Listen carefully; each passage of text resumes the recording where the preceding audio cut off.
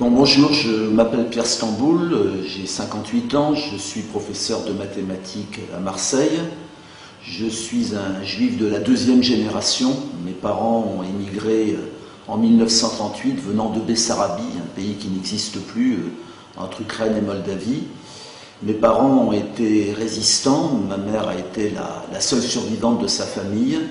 Mon père faisait partie du groupe Manoukian, il a survécu, mais il a été déporté à Buchenwald.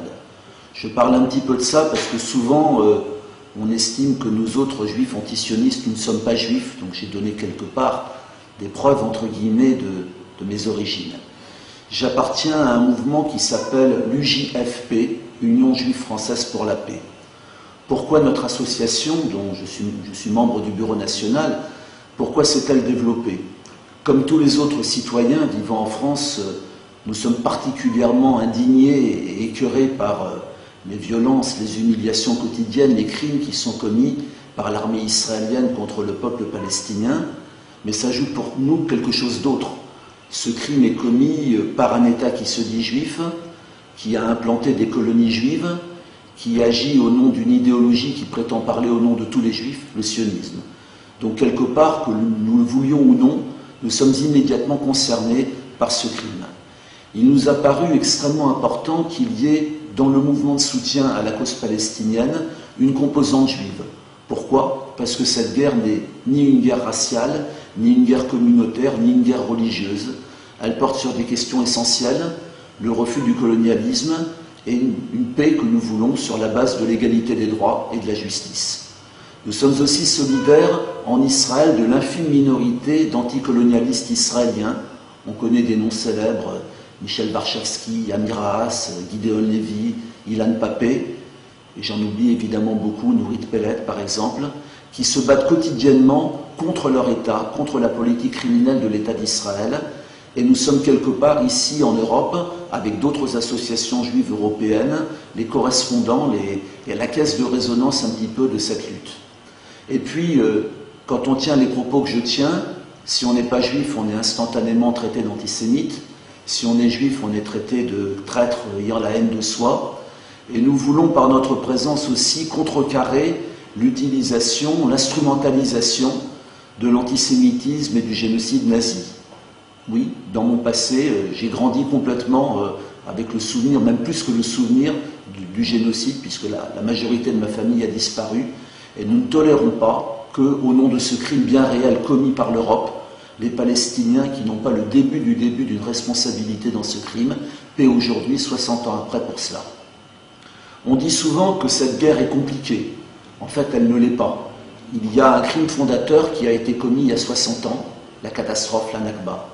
Et il n'y aura aucune espèce de paix sans la reconnaissance de ce crime et sans l'examen des moyens de remédier à ces crimes sur la base du droit international. Il y a aujourd'hui un peuple palestinien qui est majoritairement un peuple de réfugiés dispersés dans le monde. Il y a eu 800 000 Palestiniens qui ont été expulsés de leur pays il y a 60 ans. Il y a entre Méditerranée et Jourdain aujourd'hui 5,5 millions de Juifs et 5 millions de Palestiniens. Les Palestiniens sont presque majoritaires. Mais aujourd'hui, dans un État juif, l'État d'Israël, les Israéliens possèdent tout. Ils ont toute la terre, ils ont tous les droits, ils ont l'eau. Et les Palestiniens sont réduits à vivre dans des conditions misérables, avec des statuts diverses, le pire des statuts étant celui des habitants de Gaza, qui vivent un blocus absolument insupportable. Il y a aujourd'hui une répétition générale des crimes qui sont commis. C'est les guerres incessantes, guerre contre le Liban en 2006, guerre contre Gaza en 2008. C'est l'étranglement d'une population. À Gaza, les convois ne passent pas. Ce sont les humiliations permanentes, ce sont les checkpoints. 500 000 Israéliens vivent dans des territoires occupés depuis 1967. Parmi ces territoires, il y a Jérusalem-Est qui a été annexée et où, sans arrêt, on expulse des Palestiniens, on détruit leurs maisons. Je vais essayer de donner un point de vue juif à ce qui se passe. On n'arrive pas à comprendre ce conflit si on ne comprend pas l'idéologie qu'il a créée. Cette idéologie, c'est le sionisme. Le sionisme a raconté une histoire aux Juifs dès la fin du XIXe siècle. À cette époque-là, les Juifs européens vivent l'antisémitisme quotidien, les pogroms. Le sionisme leur a raconté qu'ils étaient les descendants des Hébreux, que les Hébreux avaient vécu le récit biblique. La plupart des sionistes de cette époque n'étaient pas croyants. Ils ont pris le discours biblique comme étant une réalité historique. Sauf que la réalité est têtue. On sait maintenant, d'après les archéologues, que la Palestine a toujours été un pays multiple, avec des Iduméens, des Moabites, des Hébreux, des Philistins, et qu'aujourd'hui les descendants de cette population sont majoritairement les Palestiniens.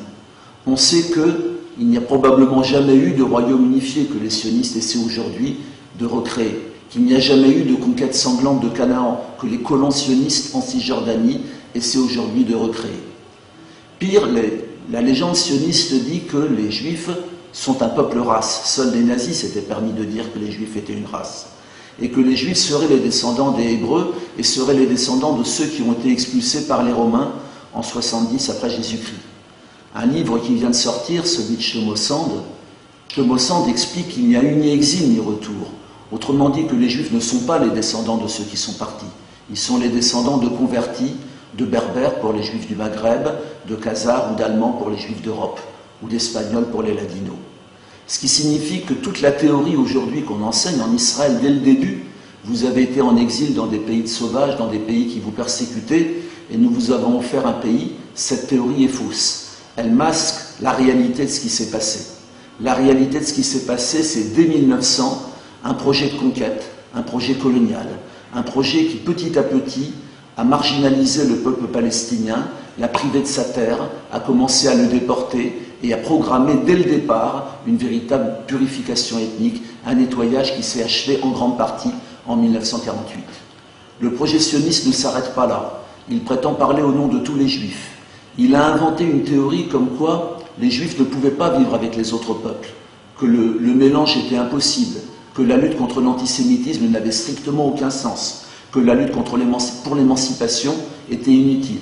Les sionistes se sont isolés de la majorité des Juifs dont nous nous réclamons quelque part, qui se sont battus sans relâche pour l'égalité des droits de tous, pour l'émancipation et contre le colonialisme.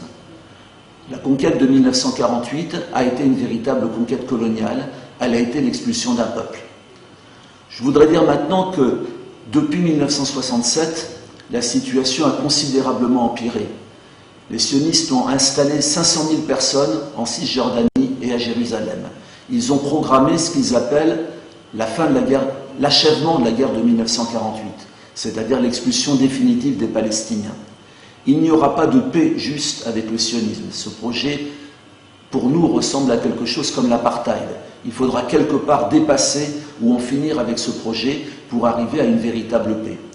Et aujourd'hui, puisque cette paix n'est pas possible, puisqu'on s'aperçoit qu'en Israël, les gens ont été formés, le complexe de Masada, à avoir peur de tout le monde, à croire que s'ils reculent, s'ils font la moindre concession sur les droits des peuples palestiniens, ils vont disparaître.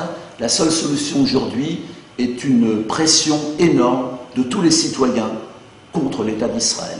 Cette pression, c'est un projet qui est né des ONG palestiniennes, ça s'appelle BDS, Boycott des investissements sanctions. Il s'agit de boycotter politiquement, économiquement, moralement, culturellement, scientifiquement, sportivement, de toutes les façons, l'État d'Israël jusqu'à la fin de l'occupation. Ce projet doit être mené avec force. Il faut forcer tous les États aujourd'hui à cesser l'impunité de l'État d'Israël qui permet la continuation des crimes et qui permet la continuation de l'occupation.